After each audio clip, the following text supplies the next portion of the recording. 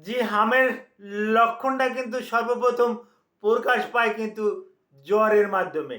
Temperature অনেক বেশি হয়ে যায়। হাতে পায়ে খিঁচুনি আসতে পারে। বাচ্চারা আ অস্থির ভাব করতে পারে। Tendency of vomiting, direct vomiting, বমি করার একটা লক্ষণ থাকে। আর বাচ্চারা আ একেবারে উদ্বিগ্ন হয়ে যায়, বাচ্চারা উচ্ছৃঙ্খল হয়ে যায়। কারণ তার শরীরের ভিতরে একটা র‍্যাশ আসতে যাচ্ছে। হামের যে একটা র‍্যাশ এটা আসতে যাচ্ছে, এটা জ্বরের ৪ দিন ৫ দিন পরে কিন্তু এটা লক্ষণটা প্রকাশ পায়। যার পরিপ্রেক্ষিতে হামের রোগীর দিকে আপনারা একটু কেয়ার নিবেন।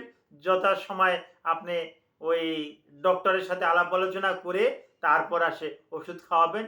একটু জ্বর হলো আপনি অ্যান্টিবায়োটিক বা অ্যানালজেসিক এগুলো নিজে খাওয়াতে যাবেন না। Thank you all.